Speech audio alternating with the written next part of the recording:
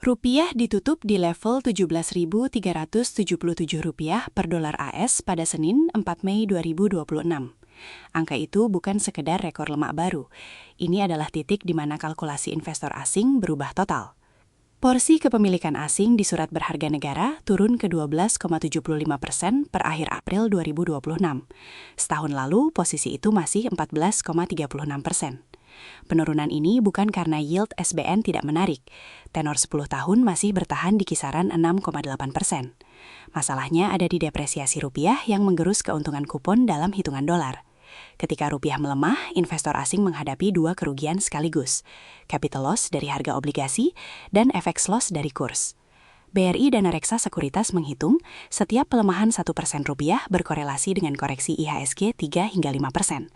Dan setiap 100 rupiah pelemahan dari level 17.000, estimasi outflow tambahan mencapai 1,5 triliun rupiah hingga 2,5 triliun rupiah per minggu. Pemerintah tidak tinggal diam. Bank Indonesia mengintensifkan intervensi melalui transaksi NDF di pasar offshore, transaksi spot, dan DNDF di pasar domestik, termasuk pembelian SBN di pasar sekunder. Menko Perekonomian Airlangga Hartarto menegaskan, pelemahan ini bukan monopoli Indonesia. Mata uang regional lain mengalami tekanan serupa di tengah ketidakpastian geopolitik global. Cadangan devisa masih terjaga di 148,2 miliar dolar per akhir Maret, meski angka itu adalah yang terendah sejak Juli 2024. Yang belum terjawab adalah seberapa jauh daya tahan cadangan devisa ini. Proyeksi BRI dan Reksa menempatkan rupiah dalam kisaran 17.000 hingga 17.700 rupiah sepanjang kuartal 2026, dengan bias di rentang tengah 17.300 rupiah hingga 17.500 rupiah. Jika rupiah bertahan di bawah 17.500 rupiah, tekanan outflow SBN kemungkinan terkendali. Tapi jika level 17.700 rupiah ditembus, maka kalkulasi double loss asing akan mempercepat aksi jual, terutama di saham berkapitalisasi besar yang paling liquid untuk keluar cepat.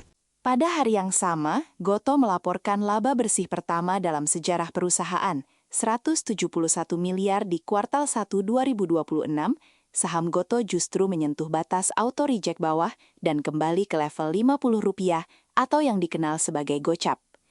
Ini bukan kontradiksi sembarangan, mekanismenya langsung. Pemerintah menerbitkan peraturan presiden yang memangkas batas atas komisi platform ojek online dari level sebelumnya menjadi hanya 8%. Bagi Gojek, yang mengandalkan take rate sebagai mesin pendapatan layanan on-demand, regulasi ini memotong langsung proyeksi margin ke depan. Pasar tidak menunggu, saham Gojek anjlok, begitu pula saham Grab yang ikut terseret meski terdampak lebih tidak langsung. Padahal secara fundamental, kinerja Q1 2026 justru solid.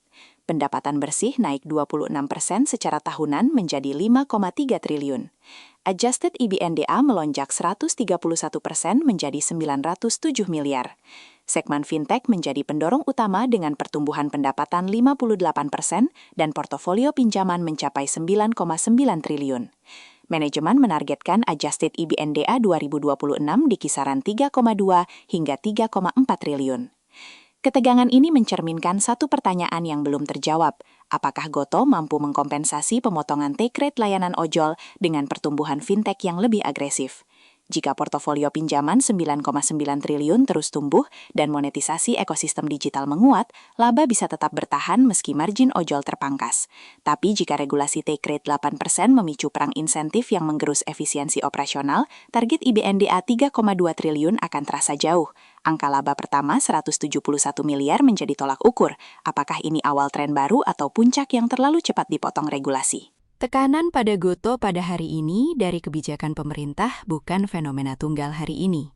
Di sektor komoditas, manuver serupa sedang terjadi, tapi dengan arah yang lebih kompleks.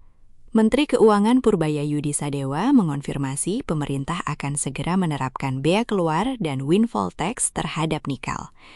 Kebijakan ini dirancang untuk menambal kenaikan biaya subsidi energi dalam APBN di tengah konflik geopolitik yang mendorong harga minyak dan energi naik. Besaran tarif masih dihitung bersama Kementerian ESDM, tapi sinyal sudah jelas.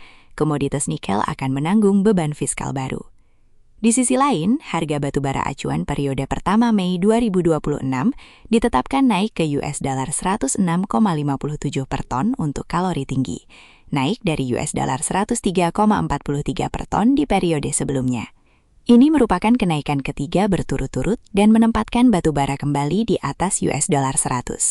Konteks penting, ekspor batubara Indonesia sepanjang Januari-Maret 2026 justru turun 11,51% secara nilai menjadi $5,50 miliar rupiah, bukan karena harga jatuh, melainkan karena volume ekspor tertekan oleh kebijakan Domestic Market Obligation yang mewajibkan 25% produksi untuk kebutuhan dalam negeri.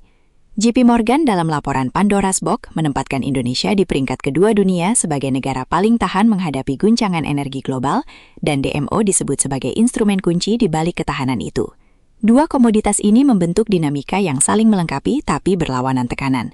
Nikel akan menanggung beban pajak baru yang menekan margin produsen jangka pendek, sementara produsen mendapat insentif turunan di sektor baterai kendaraan listrik yang masih dalam pembahasan. Batubara justru diuntungkan kenaikan HBA, tapi volumenya dibatasi DMO. Kontraktor tambang yang beroperasi di kedua komoditas, seperti yang ekspansi ke nikel di Maluku Utara sejak Januari 2026, berada di posisi yang paling menarik karena tidak langsung menanggung beban pajak produsen. Jika windfall tax nikel ditetapkan di atas ekspektasi pasar, saham produsen nikel akan menghadapi tekanan jual. Tapi jika insentif baterai EV diumumkan bersamaan, pasar kemungkinan akan membaca dua sisi ini secara bersamaan dan reaksi awal bisa lebih volatil dari seharusnya. Setiap hari setelah penutupan, kami menerbitkan ringkasan pasar dan analisis isu utama. Berlangganan channel ini.